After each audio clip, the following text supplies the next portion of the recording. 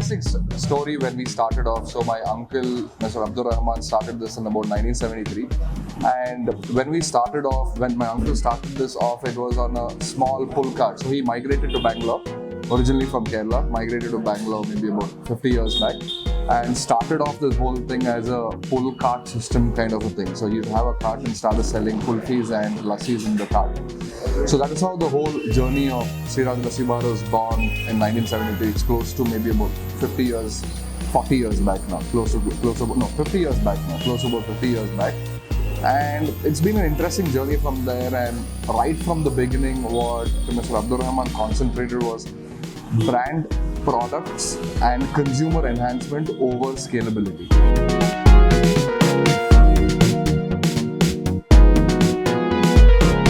So if you've noticed, typically most of the, I wouldn't say all, but at least 75% of the food and beverage outlet have a shelf life. And technically most of them have had a shelf life between 3 years to 5 years or maximum 10 years. There are very, very few brands, maybe less than 20% of the brands who actually lasted decades. And Sriraj Lassi Bar is one of them. One of the brands which started close to 50 years back and lasted for close to half a century.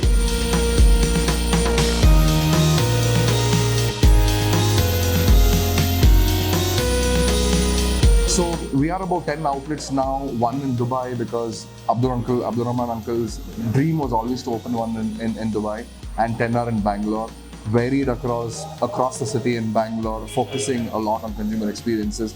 And typically the format was like more of a QSR format, and it would be like, like a standing place, just like a typical QSR format. And last year we ventured into like a cafe format, and this particular outlet, the Aarti Nagar outlet, is a cafe outlet, a cafe outlet. So this is on the cafe scale which we have done.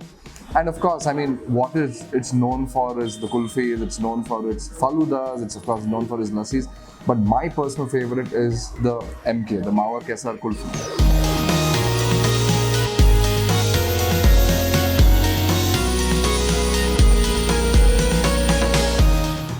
Traveled a lot, we get a lot of franchisee inquiries across the country, and one of the formulas which we had in-house was not to franchise out and to have a slower growth but a more sustainable growth, so that Sriraj Lassi Bar would last for another century. It would last for the next 100 years and not for the next 3 or 4 years.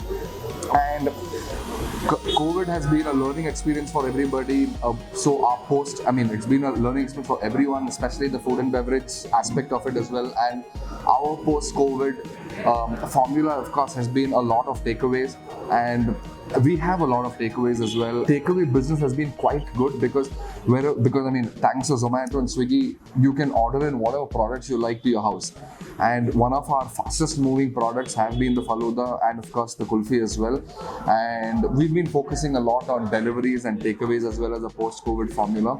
So going digital, our brand presence is there digital, and we would say we want to be really, really digital in the course of time and become like a digital product as well, focusing on cloud kitchen aspect as well, and lesser physical stores and more of the cloud kitchen aspect of it is what our COVID formula is, post-COVID formula.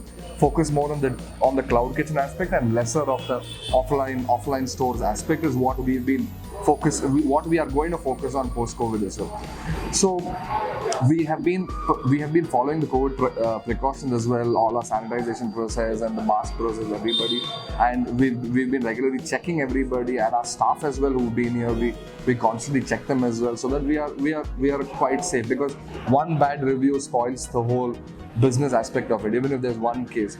So we make sure we double cross that we don't have a single bad review or a single case, because we know that how much it affects the brand as well. So even if you have to spend extra money now, we would do that instead of it's better to be safe than sorry. We started our Dubai outlet about a decade ago, maybe around 10 years back, and because it's always been my uncle's dream that, it's technically because Dubai is known as Little Kerala. So there are a lot of Malayalis also in Kerala, and because of that whole sentimental aspect of it is why it was always a dream for my uncle to start the Dubai outlet as well. And we made this dream come true about 10 years back. In 2010 we made this dream come true. and it's been quite well, and it's doing quite well there, and we're quite happy with the whole response what we have there. And yes, our focus is to scale up the Middle East market as well, but slowly.